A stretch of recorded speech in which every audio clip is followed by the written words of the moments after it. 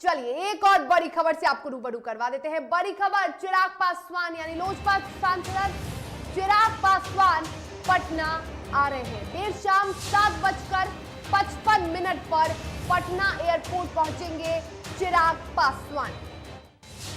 तो बता दें कि असम विस्तारा एयरलाइंस की फ्लाइट से पटना पहुंच रहे हैं लोजपा सांसद चिराग पासवान। चिराग पासवान आज शाम पटना लौटेंगे। बता दें कि चिराग पासवान अपने आशीर्वाद यात्रा को लेकर बिहार दौरे पर हैं और ऐसे में वो कई जिले का दौरा कर चुके हैं। चिराग पासवान की आशीर्वाद यात्रा को लेकर लगातार कई राजनीतिक दलों में खलबली भी मची हुई है और ऐसे में चिराग पासवान बिहार में काफी एक्टिव नजर आ रहे हैं। कुछ दिन पहले भी चिराग पासवान पटना आए थे। उन्होंने बिहार के कई जिलों का दौरा किया था और एक बार फिर से चिराग पासवान पटना लौट रहे हैं। शाम 7:55 पर एयरपोर्ट पहुंचेंगे चिराग पासवान। बता दें कि असम की विस्तारा एयरलाइंस की फ्लाइट से पटना पहुंच रहे हैं चिराग पासवान।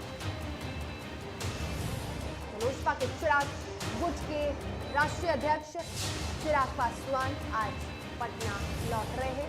7:55 पर पटना एयरपोर्ट पहुंचेंगे चिराग पासवान। असम की विस्तारा एयरलाइंस फ्लाइट से पटना पहुंच रहे हैं चिराग।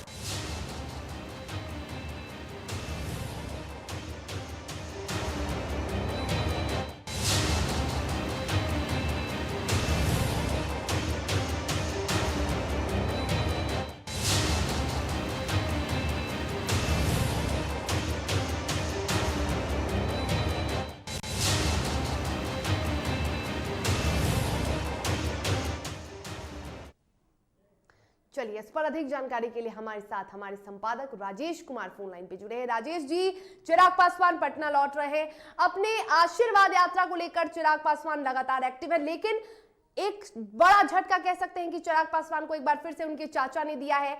उनके चाचा ने पारस गुट के लोजपा की जो संसदीय बोर्ड का अध्यक्ष है वीणा देवी को बना दिया। एक बड़ी जिम्मेदारी वीणा देवी को दे दी है। देखिए, आपको बता दें कि जिस तरह से ये पारिवारिक कलह खुलकर सामने आया, उसके बाद जनशक्ति पार्टी का बंटवारा देखने को मिला और इस बंटवारे से निश्चित रूप से आप कह सकते हैं जो रामविलास पासवान जी ने जो मेहनत करके अपने परिवार को आगे बढ़ाया, राजनीतिक में एक अच्छी मुकाम हासिल की, आप कहेंगे तो चाचा और भतीजे की इस लड़ाई में, अहंकार की लड़ाई में पार्टी का बंटाधार हो गया। अब पारस जी हैं, अपना एक अलग गुट उन्होंने बना रखा है जो वो भी लोजपा के नाम से, पारस गुट के नाम से है। दूसरा जो चिराग पासवान जो अपने पिता की विरासत को आगे बढ़ा रहे हैं, दोनों में अहंकार की लड़ाई ने पार्टी को नुकसान पहुंचाया है। वीणा देवी को यहाँ पे कार्यभार दिया गया है, पदभार दिया गया है। वीणा देवी जो कि सांसद भी रही है और साथ ही साथ पार्टी में काफी कद्दावर लीडर मानी जाती है। तो पारस ने एक चलते हुए वीणा देवी को आगे किया है और उनके हाथों में पार्टी को कैसे विस्तार किया जाए, पार्टी को कैसे आगे लाया जाए, तो एक बड़ी जिम्मेवारी वीणा देवी को सौंपी गई है। एक समय था कि वीणा देवी बिल्कुल। राजेश जी, कई बड़े चेहरे पारस गुट के पास भी हैं। पशुपति पारस के साथ कई बड़े चेहरे हैं, सांसद प्रिंस राजे और उनके अलावा भी कई अनुभवी नेता पारस गुट में हैं और इसके बावजूद भी पशुपति पारस ने एक महिला चेहरे पर भरोसा जताया। क्या इसके पीछे भी कोई वजह होगी?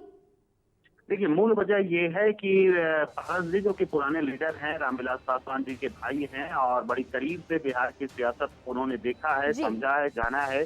तो वीणा देवी को आगे करने के पीछे का मकसद ये भी है कि महिला वोट बैंक पर ज्यादा से ज्यादा निगाह है पशुपति कुमार पारस की। तो पारस ये चाहते हैं कि वीणा देवी को आगे करके यहाँ की जो सियासत है, जो महिला आधी आबादी को अपने पार्टी में शामिल करवाना, आधी आबादी से कनेक्ट होना, ये इनका एक मकसद है।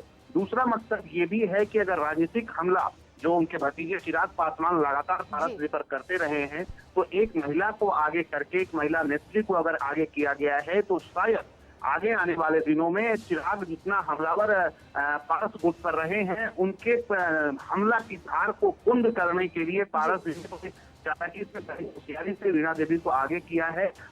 कोशिश उनकी ये है कि एक तरफ चिराग पासवान के हमले को कुंद किया जाए, कम किया जाए, साथ ही साथ आधी आबादी जो है उस पर अपना कब्जा जमाया जाए, उसके बीच अपनी पार्टी की पहुंच बनाई जाए, एक कोशिश है। अभी बिहार की जो भी सियासत है उसमें आप देखेंगे किसी के प्रदेश अध्यक्ष या कोई भी ऐसी पार्टी नहीं है जो कमान महिलाओं को सौंपी है। तो ये पारस जी ने वीणा देवी को आगे करके एक बड़ी लीड ली है और इससे आगे आने वाले दिनों में बिहार की सियासत में उन्हें फायदा हो सकता है, इससे कोई इनकार नहीं किया जा सकता है। तो एक अच्छी पहल उन्होंने की है, एक तीर से कई निशाने साधने की कोशिश की है। अब चिराग पासवान निश्चित रूप से इस पूरे खेल में आप देखेंगे तो अलग थलग पड़ गए हैं।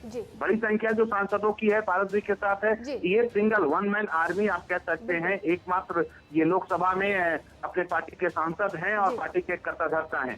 बड़े चेहरे जिसने जो आप नाम कह रही हैं वो सभी के सभी पारस जी के साथ हैं और पारस जी इस वक्त केंद्रीय मिनिस्टर भी हैं। तो एनडीए का वो हिस्सा है। चिराग पासवान आज की तारीख में एनडीए का हिस्सा नहीं है, तो चिराग पासवान कमजोर पड़े हैं, इससे कोई इनकार नहीं कर सकता। और वीणा देवी को आगे करके सुशील कुमार पारस ने एक अच्छी पहल की है और एक कह सकते हैं कि एक बड़ी सियासी चाल चलने में वो कामयाब रहे हैं। बिल्कुल राजेश जी, लगातार ये बात जैसे कि आपने कहा है कि चिराग पासवान अकेले पड़ गए हैं, लेकिन चिराग पासवान मजबूती से अपने कुनबे को मजबूत करने में लगे हैं, चाहे वो आशीर्वाद यात्रा हो। और जिस तरह से हम तस्वीरें देख रहे हैं कि पारस गुट में भी लगातार बदलाव किए जा रहे हैं, संगठन में लगातार बदलाव कर रहे हैं पशुपति पारस, चाहे वो लोजपा के छात्र गुट का राष्ट्रीय अध्यक्ष बनाना हो या फिर संगठन में संसदीय बोर्ड का अध्यक्ष बदलना हो, तो लगातार बदलाव कर रहे हैं। क्या ऐसा नहीं लगता कि दोनों अपने अपने कुनबे को मजबूत करने में लगे हैं और कहीं ना कहीं पशुपति पारस को आशीर्वाद यात्रा से थोड़ी सी असहजता है, थोड़ा सा टेंशन है?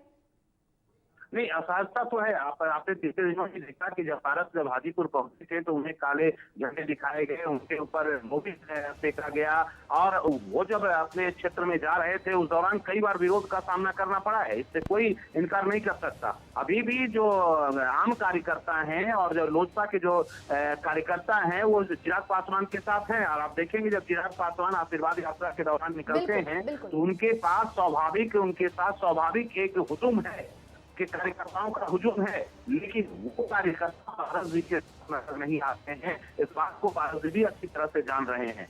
रह गया सवाल आगे आने वाले इस तरह से बनी रही तो दोनों के पास एक बड़ी जवाबदेही है, अपने पार्टी का विस्तार करना तो या चिराग पासवान हो, दोनों के पास एक बड़ी जिम्मेदारी है कि पार्टी को कैसे विस्तार दिया जाए, कैसे ज्यादा से ज्यादा मतदाताओं और कार्यकर्ताओं और आम पब्लिक के बीच में अपनी पहचान बनाई जाए, आम जनता को अपनी पार्टी से कनेक्ट किया जाए। ये चिराग पासवान के लिए भी एक बड़ी चुनौती है, साथ ही साथ जी की भी एक बड़ी चुनौती है।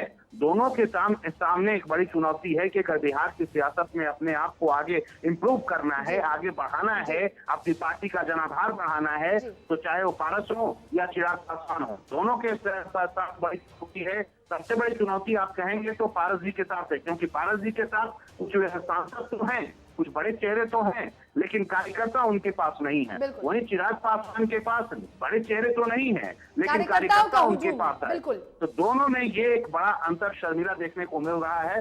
लेकिन बेहतर ये है कि दोनों अगर चाहते हैं कि पार्टी को और ज्यादा एक्सटेंड करें और आगे बढ़ाएं, तो सबसे जरूरी होगा कि ज्यादा से ज्यादा कार्यकर्ता को अपनी पार्टी की ओर मुखातिब करें। ये सबसे बड़ी जवाबदेही दोनों नेताओं के ऊपर है।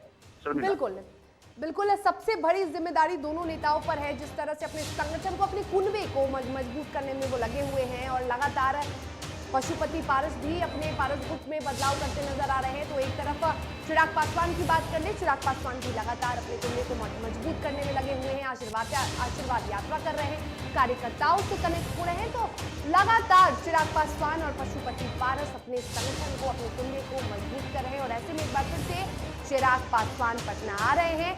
शाम 7:55 पर चिराग पासवान पटना एयरपोर्ट पहुंचेंगे। तमाम जानकारी के लिए आपका बहुत शुक्रिया राजेश जी।